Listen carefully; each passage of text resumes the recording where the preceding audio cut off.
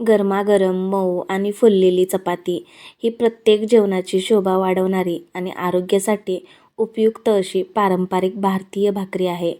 नमस्कार मंडळी, मी रोहिणी आणि फूडी रोहिणीमध्ये आज आपण टम्म अशी फुगलेली चपातीची रेसिपी पाहणार आहोत.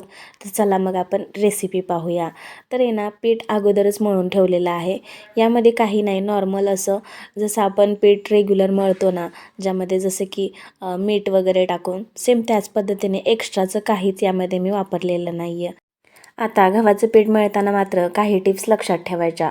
म्हणजे खूप घट्टसर असं पीठ मळायचं नाही आहे. घट्ट पीठ मळलं ना की चपाती आहे ना कडक होते.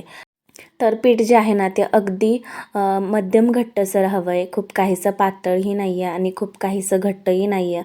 तर अशा पद्धतीमध्ये पीठ जे आहे ना ते मळून अगदी 10 ते 15 मिनिट आहे ना रेस्ट करण्यासाठी ठेवून द्यायचं आहे. मग पीठ आहे ना 10 ते 15 मिनिटामध्ये छान असं मऊ भिजलं जातं आणि आणखीन मऊ होतं. चपाती बनवण्यासाठी आहे ना पिठाचा गोळा घेतलेला आहे. त्याला आहे ना तेल लावलेलं आहे.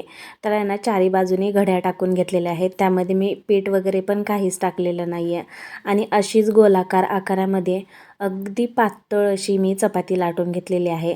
आता जाडसर हवी असेल तर जाडसर लाटा, पण काही जणांना आहे ना जाडसर चपाती खावीशी नाही वाटत, त्यामुळं मी खूप अशी पातळ लाटून घेतलेली आहे.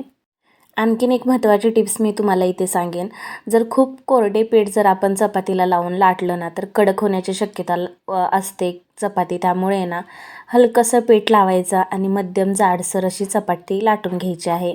चपाती लाटून झालेली आहे तर आता आपण तव्यावरती टाकलेली आहे. आता चपातीवर छोटे छोटे असे फुगे दिसायला लागले ना की लगेच चपाती आहे ना पलटवायची आहे आणि खूप वेळ एकाच बाजूने भाजून घ्यायची नाही आहे. तर अलटून पलटून दोन्ही बाजूने ही जी चपाती आहे ना ती छान अशी भाजून घ्यायची आहे. आणि गॅस मात्र आहे ना फास्टच ठेवायचा आहे, कारण फास्ट गॅसवरती चपाती भाजल्याने ना मऊसुद्धा होते, कडक होत नाही आहे. यासाठी फास्ट गॅसवरतीच आहे ना चपाती भाजून घ्यावी. चपाती दोन्ही बाजूने छान अशी भाजली गेलेली आहे. जर एका बाजूने भाजत नसेल ना तर चमच्याच्या साहाय्याने हलकेसे असे प्रेस केल्यानंतर आहे ना चपाती खूप छान अशी भाजली जाईल. तसेच दुसरीसुद्धा चपाती जी आहे ना ती छान अशी लाटून घेतलेली आहे आणि आता भाजूनसुद्धा घेऊया. तर आहे ना हलकेसे असे फुगे आल्यानंतर चपाती जी आहे ना ते आपण पलटी करणार आहोत आणि दोन्ही बाजूंनी गॅसची फ्लेम जास्तच ठेवून आपण ही चपाती आहे ना भाजून घेणार आहोत. मस्त अशी टम्म फुगलेली आहे. ही सुद्धा चपाती जी आहे ना ती काटोकाट अशी फुगली गेलेली आहे. तुम्हाला हवे असल्यास तुम्ही तूप लावा किंवा तेल लावा.